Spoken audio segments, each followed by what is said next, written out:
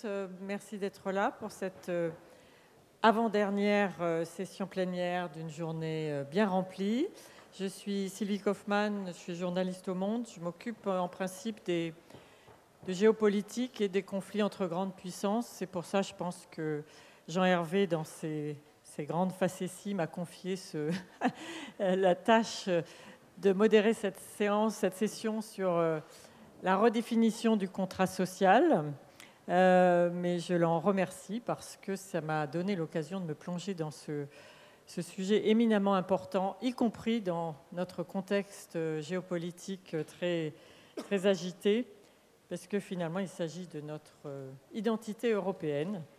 Mais clairement, nos entreprises doivent s'adapter, non seulement à un environnement national tout aussi troublé, on en parlera peut-être, compliqué et exigeant, mais aussi donc cet environnement international où nos valeurs européennes et humanistes sont de plus en plus défiées. Alors redéfinir le contrat social dans l'entreprise, dessiner les contours des missions de l'entreprise moderne face à toutes les attentes sociales et environnementales, c'est à ce sujet que nous allons donc nous atteler pendant une petite heure avec des formidables interlocuteurs pour discuter de ce sujet. Sandhya Odhiambo, qui est directrice du Pacte mondial des Nations Unies. Olivier Gavalda, directeur général délégué du Crédit Agricole. Pascal Demurger, directeur général de la Maïf et coprésident du mouvement Impact France. Sophie Bellon, PDG de Sodexo, et Florent Ménégo, président du groupe Michelin. Voilà, et puis Yann Nalgan va poser le cadre du débat pour commencer. Merci beaucoup Sylvie, bonsoir à toutes et à tous. Nous sommes vraiment très heureux de vous avoir parmi nous. Merci à l'ensemble des intervenants d'exception et merci d'être là pour la dernière session. Pour introduire ce débat, j'aimerais juste partir un peu de la situation actuelle et qu'on avait analysée avec Daniel Cohen dans les origines du populisme sur la remise en cause de notre contrat social actuel et pourquoi est-ce que l'entreprise peut être une promesse de renouveau. On avait identifié 2 secousses telluriques. La première, c'est celle d'une très très grande défiance de la grande majorité des citoyens vis-à-vis des gouvernements, des institutions, des politiques publiques. Et à analyser la source de cette défiance, on s'apercevait que ça venait souvent de leur sentiment que les gouvernements les avaient délaissés dans leur protection face aux excès du capitalisme, face à la crise financière de 2007, face à la mondialisation et la désindustrialisation qui s'en est ensuivie, face aux risques d'automatisation et maintenant d'intelligence artificielle. Et ça, c'était une défiance commune. Mais il y a une deuxième secousse qui est peut-être plus profonde et qui est très spécifique, nous semble-t-il, à notre société post-industrielle, qui est plus celle d'une société d'individus beaucoup plus isolés que les sociétés de classe habituelles, avec des collaborateurs isolés au travail, isolés dans les territoires, et que cette solitude nécessitait un nouveau contrat social. Et cette solitude, elle se détermine même, elle se traduit maintenant par un niveau de colère. On a étudié dans la France sous nos tweets l'ensemble des conversations des citoyens français au cours de ces 10 dernières années. Et maintenant, l'émotion principale, c'est la colère à 35%. Et cette colère a été plus que doublée depuis les Gilets jaunes. Donc tous les regards se portent maintenant vers l'entreprise pour pouvoir répondre à cette colère. Comme un lieu, alors ce n'est pas le lieu unique bien sûr, mais c'est un lieu de pacification avec de très nombreux défis qui seront abordés dans cette table ronde. On en voit au moins 3. Il y a le défi d'accompagner la transition climatique. Quelles vont être les conditions de travail quelles vont être les nouvelles pratiques de management dans un monde fortement chamboulé avec le réchauffement climatique. La deuxième transition est celle de l'intelligence artificielle. Vous avez beaucoup de travaux en économie qui vous montrent qu'il y aura moins de destruction d'emplois que ce qui avait été envisagé au départ. Il y aura surtout une réallocation des tâches chaque emploi a différentes tâches, il y a une partie des tâches qui pourront être remplacées, d'autres non. Dans ces cas-là, comment est-ce qu'on accompagne en termes de formation cette transition? Et puis il y a une troisième transition, peut-être la plus redoutable, qui est la transition sociétale. Depuis le Covid, les générations ont un changement vis-à-vis du travail, avec des aspirations différentes pour notre jeune génération, avec aussi une volonté d'équilibre, vie professionnelle, vie personnelle beaucoup plus équilibrée. Et puis il y a aussi derrière une volonté vraiment d'avoir un travail qui fait du sens, un travail avec de l'éthique, ce qu'on appelle un peu un good job, et d'aller peut-être un peu plus loin que des paroles, d'aller aux actes. Il y a eu beaucoup de paroles au cours de ces dernières années, mais vous avez la chance, là, autour de la table, d'avoir des dirigeants d'entreprises qui ont traduit ça dans des actes. Et donc, on vous remercie vraiment de l'honneur que vous nous faites pour partager l'ensemble des initiatives que vous avez mises en place pour redéfinir le contrat social. Merci beaucoup.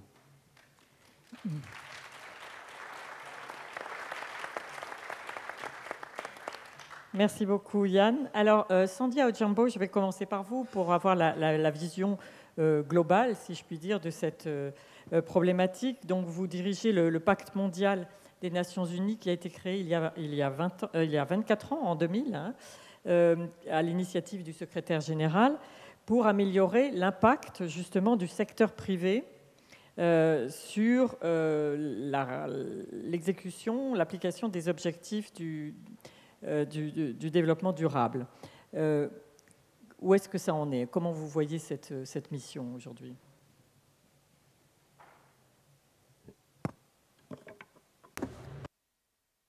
Bien, déjà, permettez-moi de vous remercier. Et je souhaite m'excuser parce que je vais parler en anglais. J'ai arrêté le français lors de la première année à l'université. Je n'ai pas beaucoup parlé. Je suis très contente d'être là et de faire partie de ce débat.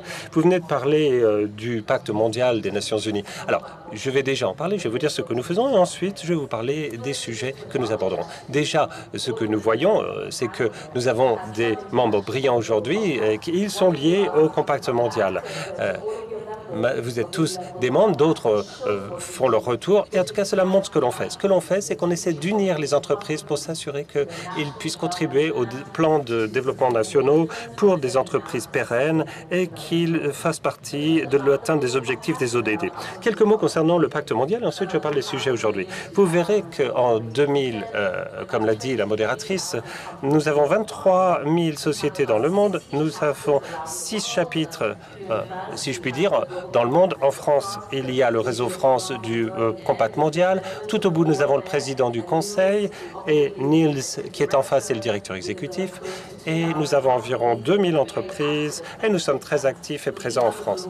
Mais nous avons aussi des réseaux partout dans le monde. En 2003, et ça c'est très intéressant, Jacques Chirac, avec Kofi Annan, secrétaire général, ont permis de mobiliser de nombreuses entreprises pour se concentrer sur le fait qu'aucun pays ne pourra croître, aucune économie ne pourra le faire sans de fortes interactions entre le secteur privé, les décideurs politiques, les pouvoirs publics et la société civile. C'est vraiment cela dont il s'agit quand on parle de l'objectif du Pacte mondial. Eh bien, parlons maintenant du contrat social et de la confiance. Il y a 3 choses qui sont peut-être les enseignements à retirer de ce que je vais dire pendant 5 minutes. La première chose, la raison pour laquelle le contrat social est tellement important, c'est que les entreprises n'arriveront pas à réussir si les sociétés échouent. Les entreprises ne réussiront pas, je répète, si les sociétés échouent. Et c'est ce que nous avons vu à maintes reprises, c'est-à-dire vous pouvez avoir une entreprise qui marche très bien, mais s'il y a un choc d'ordre politique ou économique ou même social, à chaque fois, cela va bouleverser les fondamentaux des entreprises. Ça, c'est absolument essentiel. Deuxième point, et nous allons en parler d'ailleurs, c'est le déficit de confiance qui est énorme, qui existe aujourd'hui partout dans le monde. Ce déficit existe entre le Nord et le Sud, entre l'Occident et l'Orient, les grandes entreprises, les PME, les partis politiques, des questions d'âge, de sexe, de religion. Il y a beaucoup de fractures dans le monde aujourd'hui. Donc, le contrat social est vraiment important. Il faut le restaurer. Les entreprises ont un rôle à jouer. Troisième point, et d'ailleurs, c'est ce que je crois, c'est que les ODD, là, j'ai le pin des ODD, les objectifs de développement durable, sont là pour unir le monde. au-delà des pouvoirs publics, des entreprises, de la société civile et de ce que font les citoyens. Et justement, je vais vous parler de ceci maintenant plus avant. Cette année, nous avons environ 60 élections. Je crois qu'on en a déjà parlé lors de la préparation de ceci. Je sais que vous aurez vos élections, vous, en France, dimanche, mais dans le monde, il y a 4 milliards de personnes qui vont aller voter avant la fin de l'année. Qu'est-ce que ça veut dire tout ça? Bon, on peut dire que, bien sûr, il y aura des transitions qui verront le jour ou qui ne verront pas le jour, mais en tout cas, c'est un signal fort. Nous allons voir les changements dans l'économie, l'environnement pour le monde des affaires. Qu'est-ce qui va se passer concernant des sujets importants, par exemple le changement climatique? Que va-t-il se passer du côté cohérence sociale? Quelles seront les politiques migratoires? Quelles seront les nouvelles politiques? Que sera-t-il de la santé, de l'éducation, du bien-être? Donc, un vote, ça veut dire voter pour un parti, un candidat va gagner, très bien, mais le vote va redéfinir les contours de la société. Et le défi auquel nous faisons face aujourd'hui, c'est que tout est très fragmenté, comme nous l'avons dit. Donc ça, c'est très important. Nous pouvons reconstruire la confiance. Si vous regardez les impacts des votes dans le système politique, comme je l'ai dit tout à l'heure, les entreprises ne peuvent pas réussir si la société échoue. Donc, ce qui compte énormément, et ce dont on parle dans le pacte mondial, c'est le fait que les entreprises doivent être avec les décideurs politiques et parler des sujets les plus importants. Par exemple, en Europe, certaines choses qui peuvent aider les entreprises et le rôle des entreprises, déjà la conformité et la réglementation, comment les entreprises peuvent agir de façon responsable, comment peuvent-elles réagir dans le domaine des droits de l'homme, des droits humains, de l'environnement, du genre, de l'inclusivité, etc. Pas simplement au siège des entreprises, mais dans le monde où ils travaillent, là où ils ont des activités. C'est très important. Et dernier point, je veux parler du contrat social et la raison pour laquelle ce contrat est très important. Et je crois qu'à part les Nations Unies, d'ailleurs c'est pour ça que je suis content de travailler pour l'ONU, c'est qu'il y a la rencontre des entreprises et de la société civile. En septembre, nous avons une grande réunion, c'est un moment très important pour nous. Et justement, il faut souligner le fait maintenant que nous avons besoin de travailler ensemble pour reconstruire ce contrat social et cette confiance. Merci, merci beaucoup. Merci beaucoup.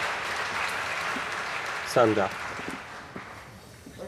Je vais rebondir sur ce que vient de nous dire Sandhya Odhiambo. Le secteur privé, l'économie ne peut pas réussir si la société échoue. Quelle est la mission de l'entreprise? C'est de créer de la valeur ou de créer du lien social? Je vais venir et j'aimerais d'ailleurs revenir sur, à mon avis, deux éléments de contexte profond qui sont importants pour situer le débat, qu'a d'ailleurs rappelé Yann, mais je voudrais insister dessus. Premier élément, d'abord, on assiste à une très lente érosion de la confiance des citoyens, des Français et des habitants des pays occidentaux dans la confiance de la sphère publique et politique. Et ça, c'est vraiment une lente érosion depuis, je dirais, une trentaine d'années. Et en parallèle, on voit que les Français, en particulier, continuent à avoir confiance dans les entreprises.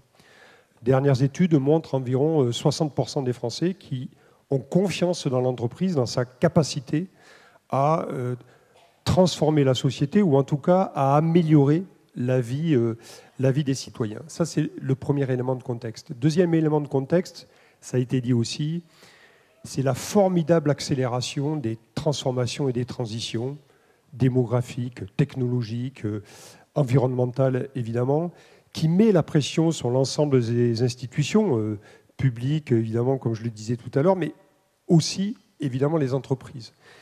Et comme, finalement, les gens attendent beaucoup de nous, eh bien, je dirais on n'a pas intérêt à les décevoir.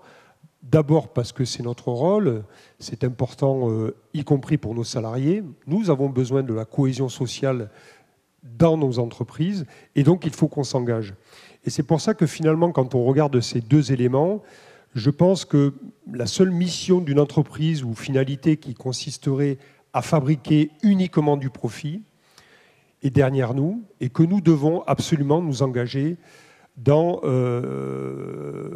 la transformation sociétale, dans l'accompagnement de la transformation de la société. Et nous, c'est ce qu'on appelle au Crédit Agricole l'utilité.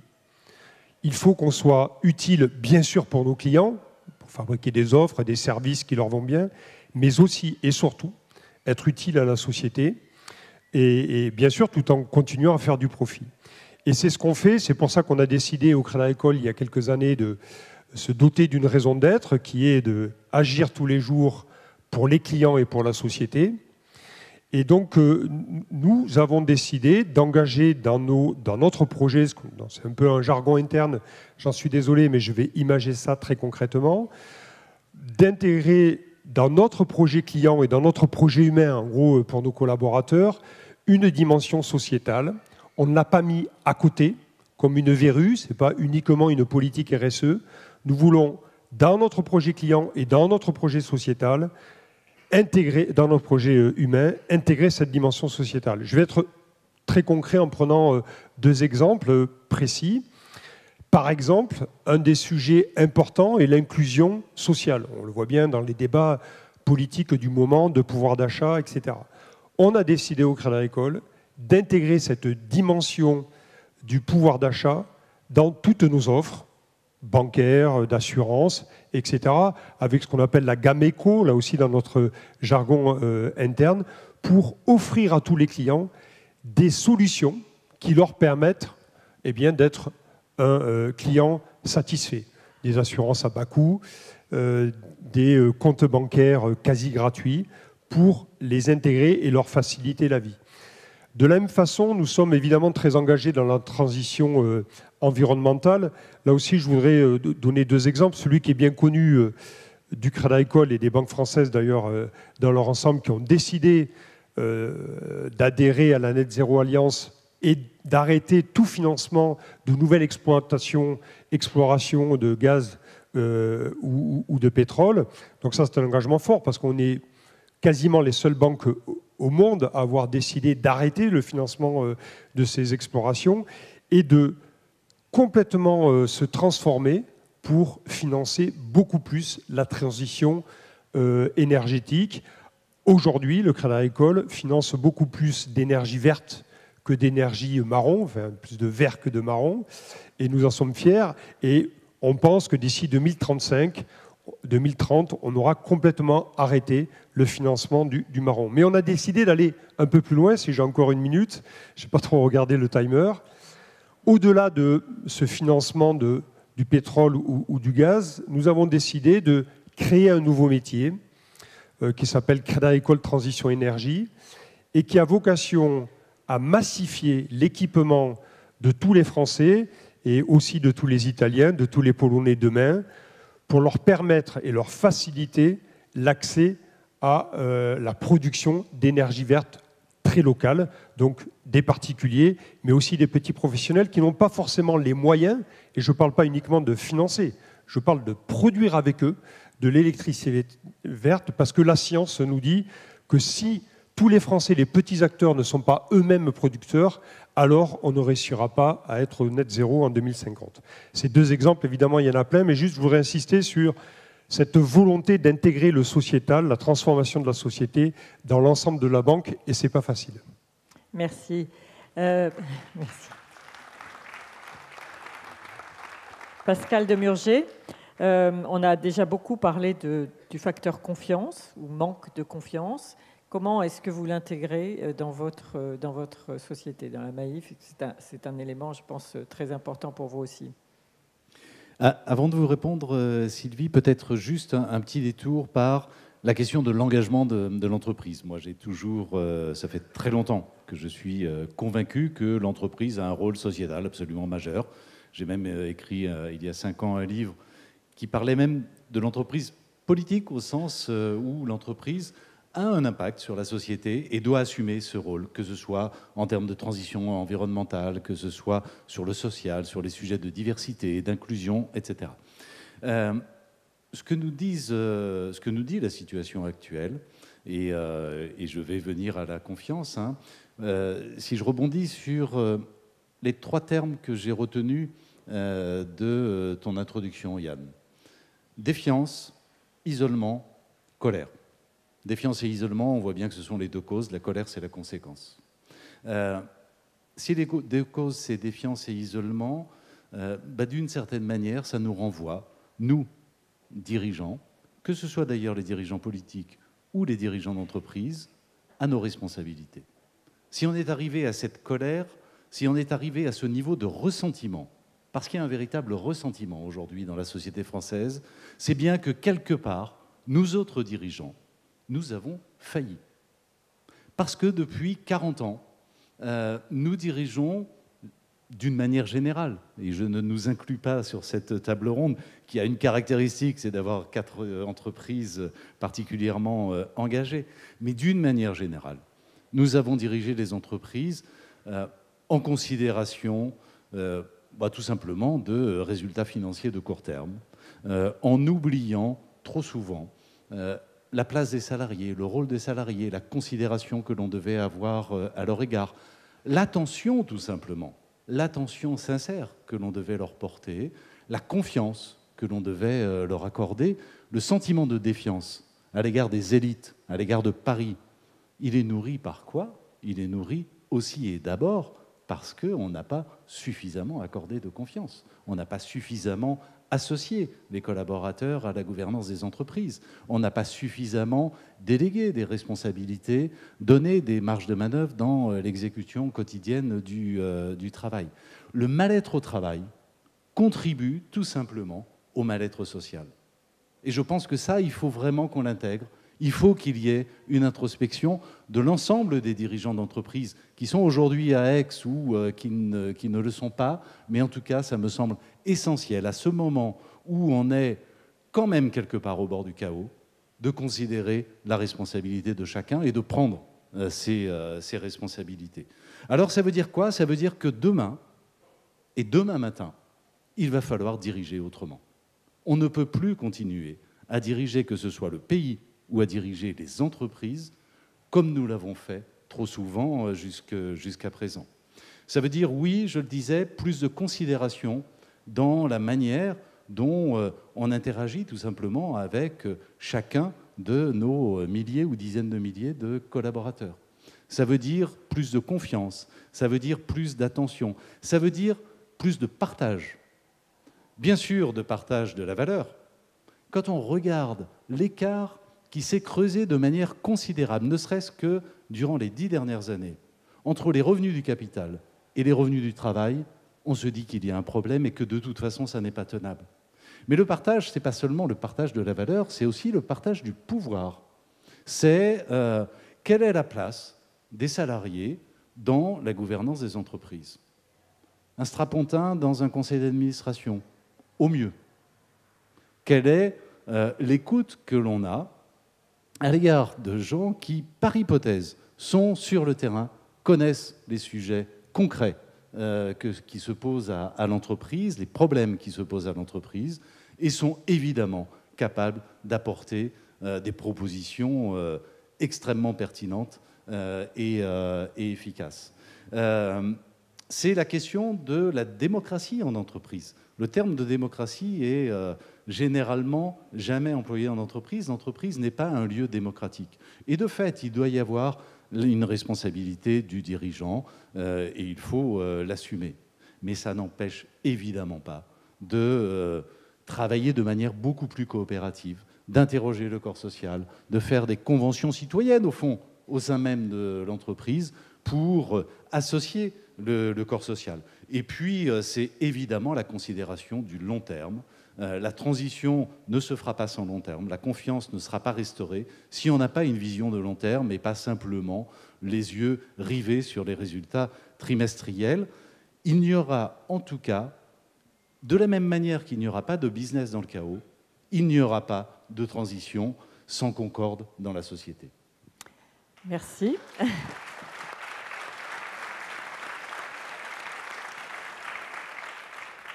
On touche le cœur du sujet. Sophie Bellon, vous dirigez une entreprise de, je crois, plus de 400 000 salariés qui a été créée par votre père, Pierre Bellon, qui était connu comme un patron social.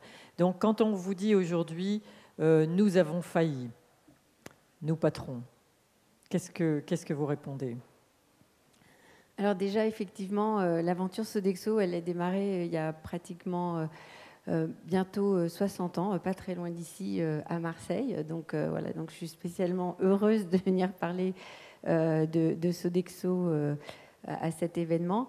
Et le contrat social, je pense qu'aujourd'hui, on est plus de 430 000. Et en fait, on est le premier employeur privé dans le monde. Et le contrat social, il était là dès le début. On est une entreprise avec 430 000 personnes dans le monde, 28 000 en France, sur 33 000 sites. Donc ça veut dire qu'on est 33 000 sites dans le monde, 4 000 en France. On est dans les territoires. On est à Marseille, on est à Aix, on est à Paris, on est à Lille, on est à Strasbourg. On est dans une école, on est dans un hôpital, on est dans une maison de retraite, dans un stade de foot. On est partout. Et en fait, on a cet ancrage et on est au quotidien avec nos collaborateurs qui servent des millions de gens. On sert plus de 80 millions de personnes chaque année. Et je me dis que voilà, ça a démarré il y a 60 ans. Et aujourd'hui, on est devenu le premier employeur français dans le monde et le 16e employeur mondial. Et en fait, on est peut-être une entreprise différente. Moi, je considère qu'on est différente et qu'on doit le rester parce que mon père, à l'époque, a eu cette vision et cette volonté de donner une double mission à l'entreprise, hein, d'améliorer la qualité de vie de nos collaborateurs et des personnes que l'on sert, mais aussi de contribuer au développement économique, social et environnemental. Et je me suis souvent posé la question, ou souvent dit, mais c'est pas économique, oui, parce que si l'entreprise, économiquement, elle ne performe pas, elle va mourir. Donc économique, social, environnemental. Mais ces trois mots, ils étaient déjà là il y a 60 ans. Aujourd'hui, je pense qu'il faut qu'on aille plus loin. On voit bien que c'est ce que attendent de nous les citoyens. Il y a une confiance, ça a été dit, il y a une confiance dans l'entreprise, mais il y a une méfiance. Il y a une méfiance, on le voit bien, ce qui se passe en France, mais pas que en France.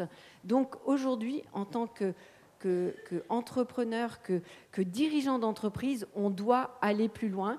Et nous, c'est ce qu'on essaie de faire chez Sodexo parce qu'on a un impact global. Un exemple, on ne doit pas se satisfaire de notre ADN et de ce qu'on est, on doit aller plus loin.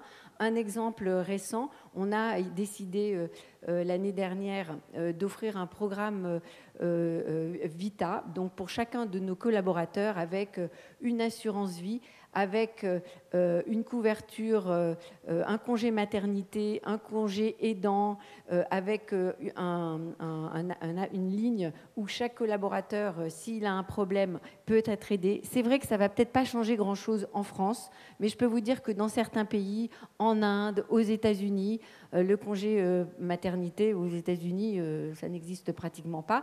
Donc c'est un engagement important. Et nous, on est une société où on n'est pas en train de faire une technologie, de préparer des produits de grande consommation.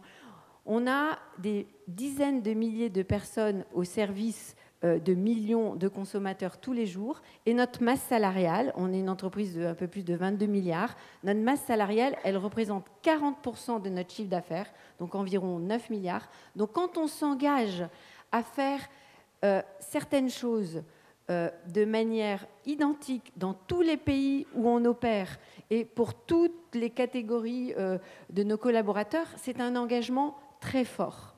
Et ça, moi, j'ai pris la direction du groupe opérationnel il y a 2 ans et on s'est mis d'accord avec le comité de direction, avec l'ensemble des dirigeants, qu'on voulait aller plus loin. Ça faisait partie de notre ADN et c'est important parce que l'ADN, il est important, c'est la culture de l'entreprise. Mais aujourd'hui, on veut aller plus loin.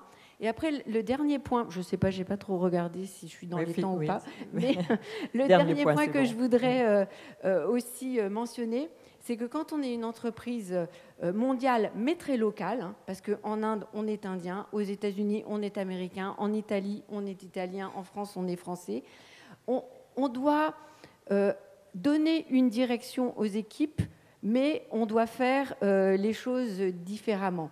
On est engagé aussi de manière très très forte sur la transition alimentaire.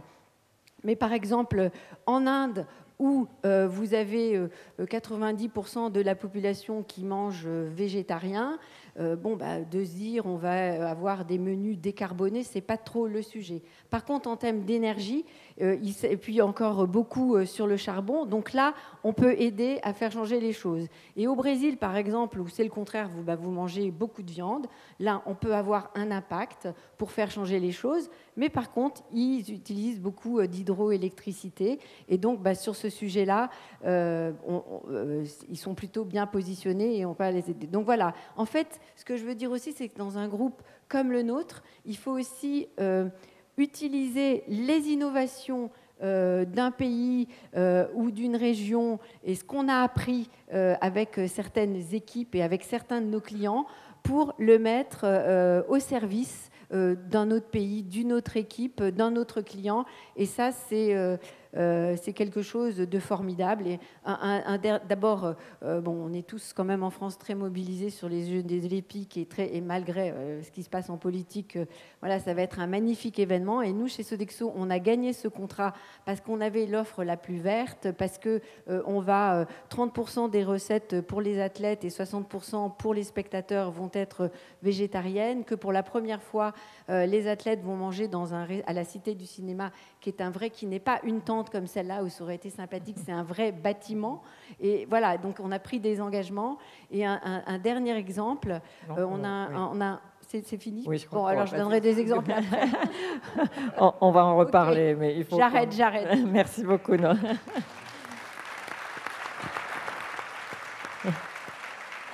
Il faut qu'on garde un petit peu de place pour la discussion. Alors, Florent Menegaux, je termine par vous. Vous avez fait beaucoup de bruit il y a quelques mois en proposant le salaire décent, en décidant que vous allez appliquer un salaire décent. On l'a mis en place, oui. Voilà, que vous mettez en place. C'est-à-dire, si je ne me trompe pas, une fois et demie à 3 fois le salaire minimum suivant les pays, c'est ça ?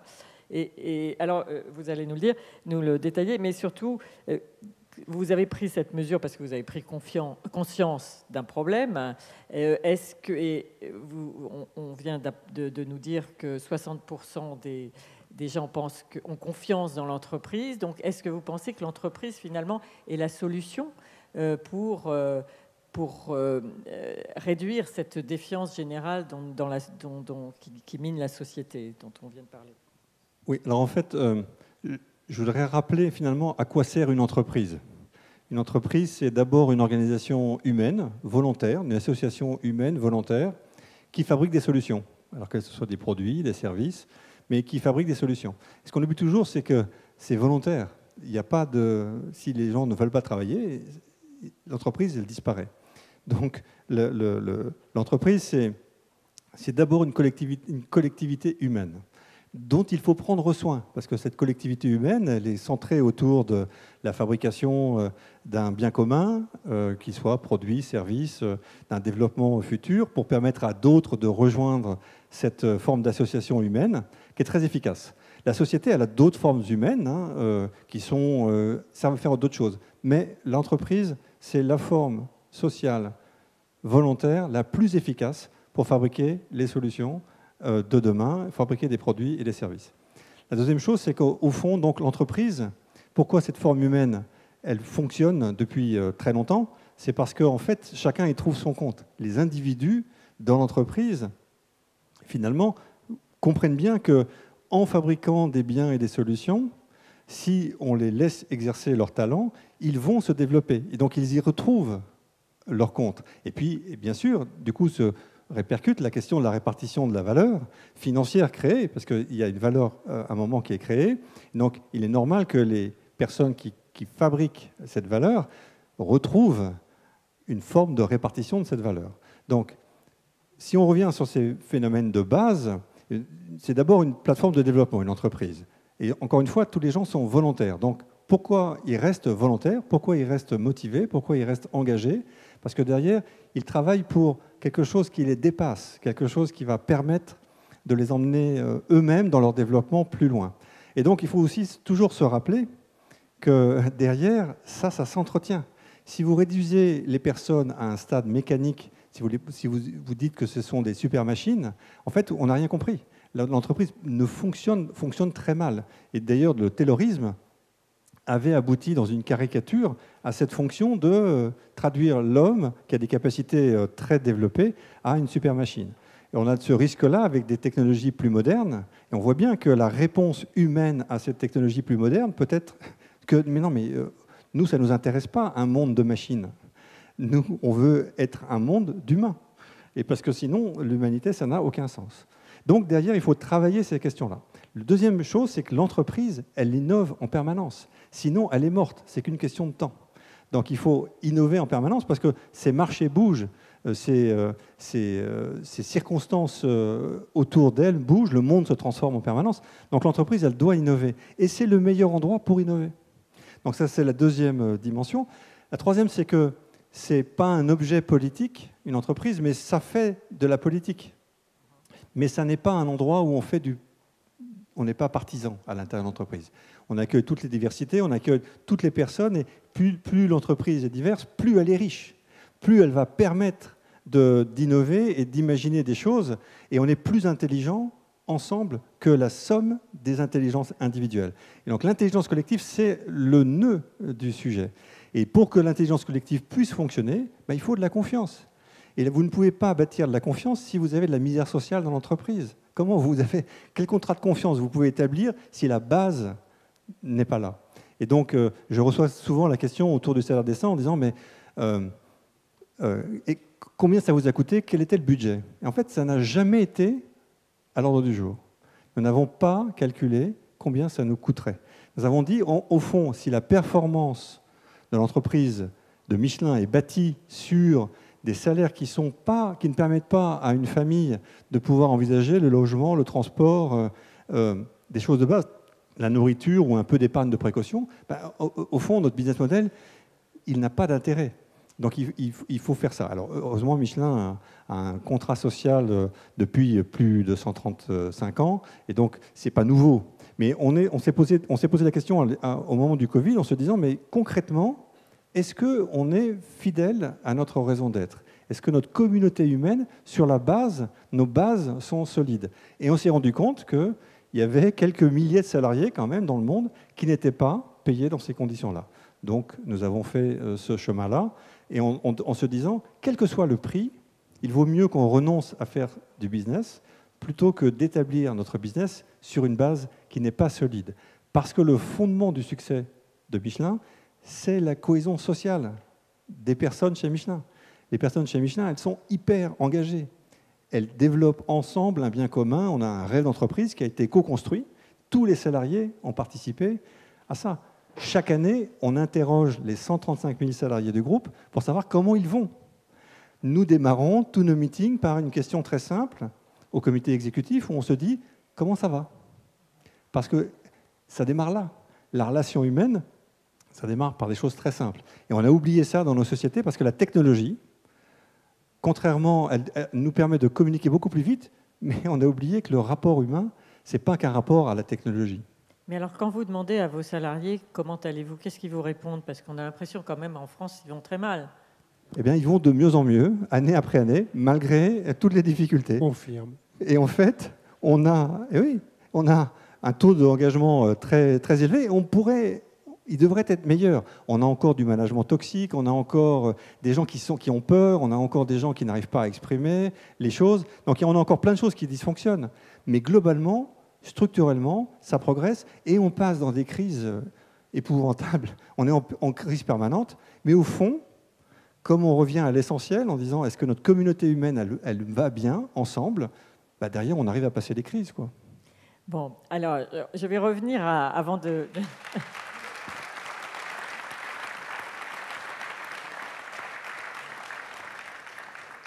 On a une petite contradiction ici qu'il va falloir essayer de dénouer ensemble dans le temps qui nous reste. D'abord, Sandhya Odhiambo, est-ce qu'il n'y a pas au niveau mondial, mais peut-être européen aussi, un reflux actuellement des entreprises dans leur engagement social, dans leur engagement notamment vis-à-vis des objectifs du développement durable?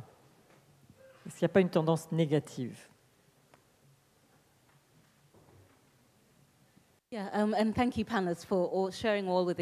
Merci à vous tous d'avoir partagé vos expériences aux entreprises. Ce que nous voyons dans notre compact mondial, c'est une augmentation dans le nombre d'entreprises qui s'engagent à notre compact. d'engagement, dans leur niveau Oh, the d'engagement. engagement, yeah. No, I think the engagement is there, but Je pense que l'engagement est là, mais je pense que les gens s'inquiètent puisque des PDG souvent veulent être courageux et veulent parler de cet engagement, mais il y a moins de plaidoyer parce qu'il y a beaucoup de retours de bâton, surtout aux États-Unis, contre les ESG. C'est un PDG se met debout et il parle de quelque chose, on l'interprète de façon politiquement. On parlait tout à l'heure de comment on portait des masques pendant la pandémie et à certains endroits, on voit cela comme un système politique, un signe politique. Donc, j'apprécie les PDG qui parlent de ce qui est important au niveau de contrat social, mais c'est pour cela que je vois un certain retour de bâton. Les gens ont l'impression ils sont en sécurité lorsqu'ils parlent de ces questions. Mais comme disait un collègue tout à l'heure, beaucoup de personnes au monde regardent les PDG puisqu'ils ont confiance dans les PDG, ils ont confiance dans leurs entreprises. Est-ce que... qui veut répondre à cette contradiction que nous venons de mettre en évidence là? Il y a à la fois un malaise, un mal-être au travail, un malaise social dans la société française, très clairement, une colère, vous en avez tous parlé, un déficit de confiance. Vous ne le ressentez pas dans vos entreprises? Vous ne pensez pas que nos entreprises, nos dirigeants d'entreprise ont une responsabilité dans cette situation? Je veux dire qu'il y a une responsabilité qui est partagée par d'autres secteurs de la société, d'autres responsables de la société, bien entendu, mais vous n'avez pas ce sentiment-là? Peut-être, je te coupe, mais vas-y. Allez-y. Mais juste un mot. Moi, je rencontre dans mon métier, évidemment, beaucoup de chefs d'entreprise, énormément. Et je reviens sur ce qui a été dit, parce que je pense que c'est vraiment très, très important. Et c'est le paradoxe de la situation que vous soulignez, mais je laisserai expliquer, Pascal, le sujet. Moi, je rencontre des entreprises qui me disent tous que leur premier souci, c'est leurs salariés, leurs collaborateurs, leur bien-être et leur engagement. Et tous me disent qu'ils sont mobilisés là-dessus, et je ne reviens pas sur les explications qui ont été données, que je partage totalement, et voient la progression continue de leur engagement, de leur indice de satisfaction, etc. Enfin, toutes nos entreprises mesurent ça tous les jours, enfin tous les jours, en tout cas très régulièrement, et donc je vois ces indicateurs progresser, pas que dans nos entreprises, ici, dans toutes les entreprises. Et donc c'est ce paradoxe qu'il faut expliciter, et moi je redis, je pense que l'entreprise, du fait qu'elle a pris aujourd'hui un rôle dans la transformation sociétale, eh bien, il y a un facteur confiance, et je ne reviens pas sur la notion de, j'aime bien ce terme-là d'ailleurs, d'association humaine, de corporation à la taille de l'entreprise. C'est peut-être ça le succès, c'est la proximité, la compréhension du fonctionnement, la compréhension des objectifs, etc., etc.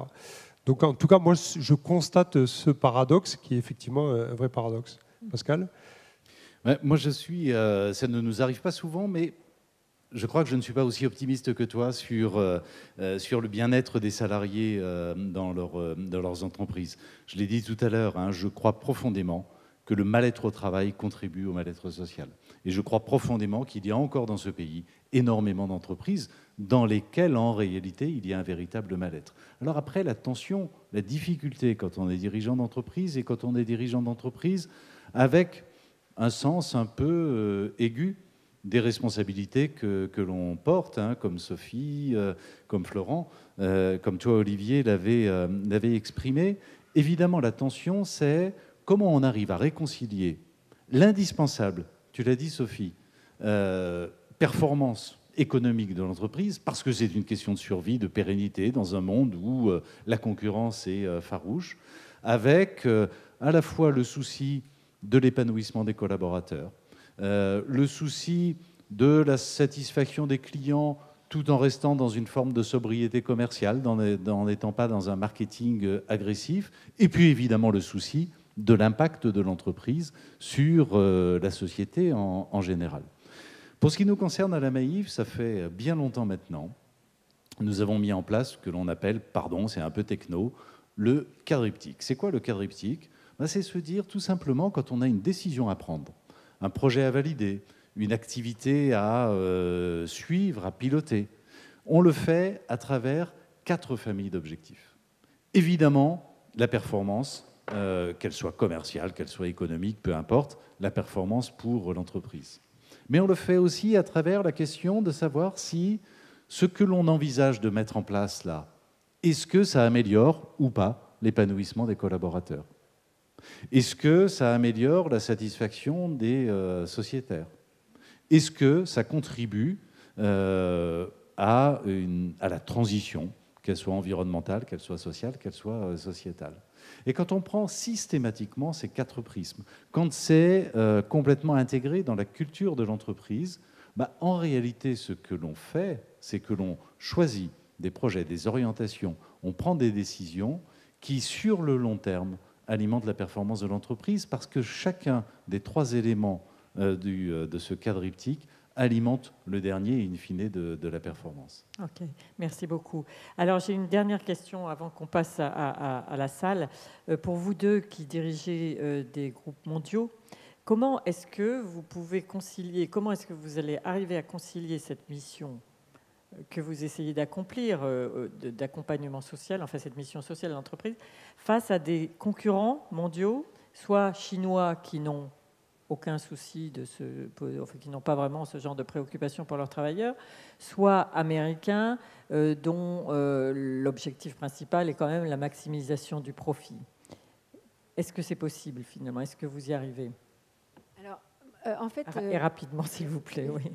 En fait, c'est vrai qu'on est mondial, mais comme je l'ai dit, on est très local. Et en fait, nous, chez Sodexo, on s'occupe, on a des milliers, des dizaines de milliers de personnes qui s'occupent d'autres femmes et d'autres hommes au quotidien dans des environnements très différents. Le monde de l'éducation, le monde de la santé, le monde de l'entreprise, le monde du sport, des loisirs. Et en fait, quand on réfléchit, et c'est vrai qu'on est engagé, on a un engagement, je l'ai dit, depuis l'origine, depuis la création de la société, et je pense que c'est ce qui nous différencie de nos concurrents. Notamment, on n'a pas de grands concurrents chinois pour le moment, ça va sûrement arriver, mais et on a des grands concurrents anglais, américains. Et en fait, on a tous des clients, et en fait, nous, notre scope 1 et 2, ça représente 1% des émissions carbone, voilà, c'est très limité. Et par contre, notre scope 3, c'est le scope 1 et 2 de nos clients, par exemple de Florent, voilà, qui est mon client, je le remercie. Et donc, on est très heureux. Et donc, quand Florent fait appel à nos services, à partir du moment où on va s'engager à s'occuper bien de ses collaborateurs, à bien traiter nos collaborateurs qui travaillent chez lui, à servir, on a un impact. Donc, moi, je suis très c'est votre atout, positive. Finalement. Pardon ? C'est votre atout. Ben oui, c'est notre atout. Donc, je ne dis pas que c'est facile, parce que ce n'est pas facile. Et on fait ça déjà depuis bientôt 60 ans, et maintenant, on veut être encore plus ambitieux, aller plus loin, parce que le monde nous dit qu'il faut qu'on continue. Et puis, on a peut-être oublié de dire aussi, tous en parlant, que oui, les entreprises, elles ont un rôle à jouer. Oui, il y a plein de choses qui vont mal, mais on s'est quand même pris un certain nombre de crises, l'une après l'autre, depuis 5 ans, qui fait que oui, les gens sont en colère, et ils ont raison d'être en colère parce que c'est dur. Mais ce qui est quand même positif, c'est qu'il y a encore la confiance dans l'entreprise, et nous, on est là pour aider. On est là pour aider un écosystème. Moi, je ne crois pas que les entreprises toutes seules, elles vont réussir. Elles vont réussir avec les collectivités, elles vont réussir avec leurs fournisseurs, avec des associations. C'est comme ça qu'on va réussir ensemble. Absolument, merci. Allez-y, alors, rapidement, oui, en trois mots. La concurrence est très stimulant. Aux Jeux Olympiques, il n'y a pas d'athlète qui dit j'aimerais bien ne pas battre mes concurrents, et on ne sait pas comment les concurrents se sont entraînés. Donc la concurrence, c'est très stimulant pour une entreprise, à condition que les règles du jeu soient à peu près équitables. Donc ça, on pourra en discuter. Mais donc le secret, c'est, quel que soit le type de concurrence auquel on fait face, c'est pour mobiliser l'intelligence, c'est de faire en sorte que les personnes soient à l'aise dans ce qu'elles font, et qu'elles décident de travailler ensemble et de comprendre qu'elles sont plus puissantes et plus efficaces quand elles travaillent ensemble. Et l'autre chose absolument fondamentale, c'est d'être toujours en avance, d'être toujours en train de disrupter votre business model, de jamais considérer que ce que vous avez est acquis. Toujours être en avance de phase, en train d'innover en permanence et de disrupter en permanence votre manière de réussir aujourd'hui, en disant demain, ça sera différent, ça ne marchera pas. Et donc demain, on va changer les choses. Et donc, l'innovation est une des clés de la réussite dans l'hyperconcurrence. Mais l'hyperconcurrence, elle aussi stimule l'innovation. Donc ça, c'est de ce point de vue-là, la concurrence, c'est aussi ce qui fait progresser l'humanité, à condition que les êtres humains, ils y retrouvent leur compte. Merci beaucoup. Alors, je vais prendre 2 questions. Une ici, s'il vous plaît. Voilà, et l'autre. Voilà, madame et monsieur derrière. Bonjour. Alors rapidement, s'il vous bien plaît, sûr. très vite. Donc, cette table ronde, pour moi, est un miroir déformant. C'est-à-dire que vous êtes reconnus pour être des entreprises engagées. En revanche, c'est vrai que moi, mon métier, c'est d'accompagner les transformations pour relier l'économie à l'humain. Et donc, ces sujets-là, je les travaille, c'est mon quotidien, pardon. Et c'est vrai qu'il y a un backlash d'engagement actuellement, parce qu'après le Covid, je pense que tout le monde pensait que le monde allait changer. Et à vrai dire, il n'y a pas grand-chose qui a changé, à part le télétravail, mais uniquement pour des questions sécuritaires dans un premier temps. Et on voit bien actuellement qu'il y a un problème d'adhésion. Et donc, une de mes questions, alors pas forcément pour vous, parce que vous faites déjà une bonne partie du job, mais ma réflexion est dans quelle mesure, déjà, les ressources humaines ne pourraient-elles pas investir un rôle beaucoup plus stratégique, et de manière plus générale, dans quelle mesure les entreprises ne pourraient pas analyser la manière dont elles traitent leur rapport aux collaborateurs à l'aune de la pyramide de Maslow? Parce que moi, je pense que ça modifierait de manière extrêmement profonde la nature des contrats proposés aux collaborateurs. Merci. On prend dans la foulée la 2e question. Voilà. Il nous reste 4 minutes, donc. Merci pour ces discours généreux et apaisants, et malheureusement exceptionnels dans le monde des grandes entreprises. Si l'on parvient à éviter le pire dimanche soir, ne pensez-vous pas qu'il serait urgent d'imposer enfin un vrai partage et de demander aux vrais assistés de notre société de contribuer plus largement? Les vrais assistés, pour moi, ce sont les gros actionnaires. Voilà, alors 2 questions. Qui veut répondre? Peut-être une chose rapide quand même. L'actionnaire est un partenaire indispensable à l'entreprise. Sans capitaux, il n'y a pas d'entreprise. Donc, et la rémunération... La deuxième chose, c'est que la rémunération de l'actionnaire, elle est légitime. Il est normal de payer un loyer quand une personne risque avec vous de l'argent pour vous permettre de vous développer. Donc l'actionnaire, le dividende, ce n'est pas du tout des choses qui sont contradictoires avec le bien-être des salariés, puisque les salariés fabriquent cette performance. Et peut-être une autre réflexion par rapport à ce que vous disiez, c'est de dire effectivement, il faut toujours considérer que les personnes sont à la fois des salariés, mais à la fois des citoyens. Ils font partie du monde, ils font partie de l'entreprise, de la société, du monde, et ils sont tous ça à la fois.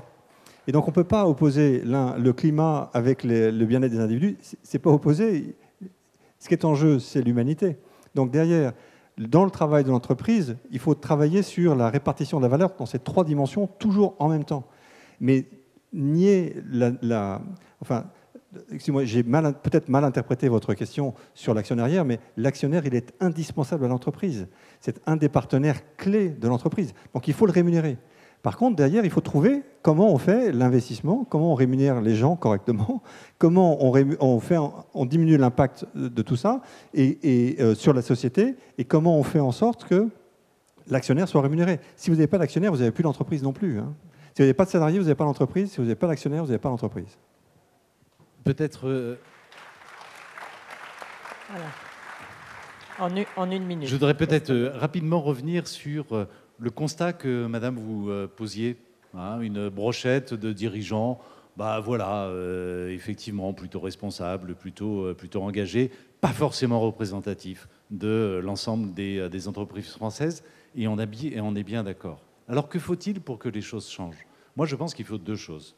D'abord, il faut que les dirigeants comprennent qu'en réalité, l'intérêt de leur entreprise et l'intérêt économique, c'est effectivement aller dans ce sens-là.